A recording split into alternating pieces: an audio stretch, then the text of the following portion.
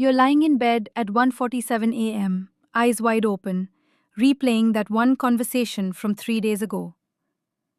What if you said the wrong thing? What if they misunderstood you? What if everything falls apart because of that one moment? Your heart's racing. Your mind won't shut up. And tomorrow, you'll be exhausted again.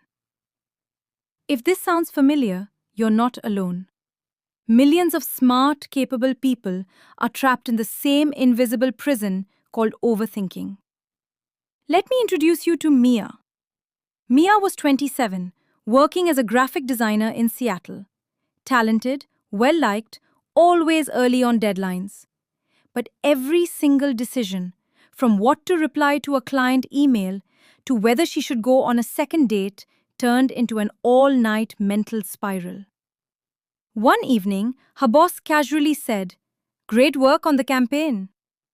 Instead of accepting the compliment, Mia spent the entire weekend dissecting it. Was he being sarcastic? Does he think I can do better?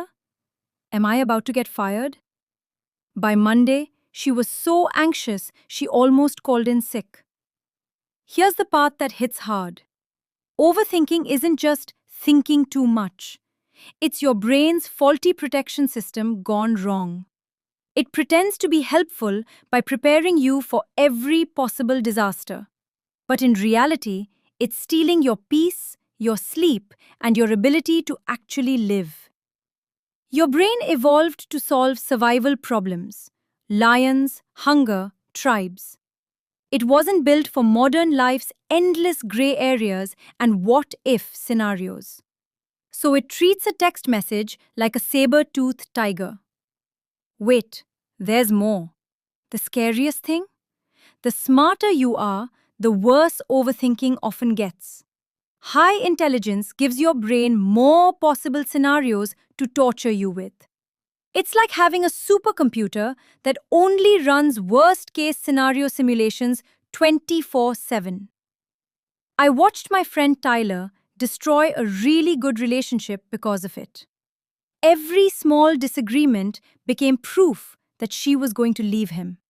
He overanalyzed every tone, every delayed reply. Eventually, she got tired of reassuring him and walked away. Exactly what he was afraid of. The pattern completed itself. So, how do you break free from a mind that won't stop? It doesn't happen by forcing yourself to just stop thinking. That usually makes it worse. The shift starts when you learn to separate thoughts from truth. Mia eventually found a simple but powerful practice. Every time she caught herself spiraling, she would ask 3 questions out loud. 1. What evidence do I actually have? 2. What would I tell my best friend if they were thinking this? 3. Can I control this right now?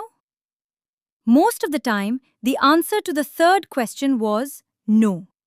And that tiny moment of awareness started creating space between her and the thoughts.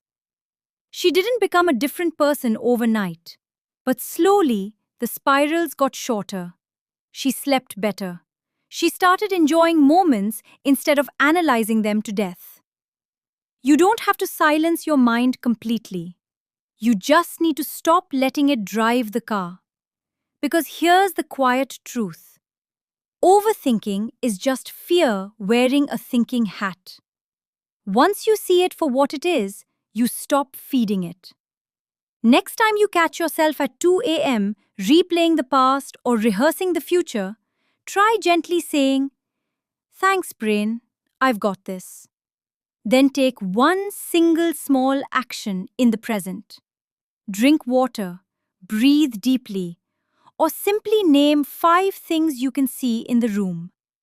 Your future self, the one who's calmer, clearer, and actually living, is quietly cheering for you to start right now. Because life is happening while you're thinking about it. Don't miss it.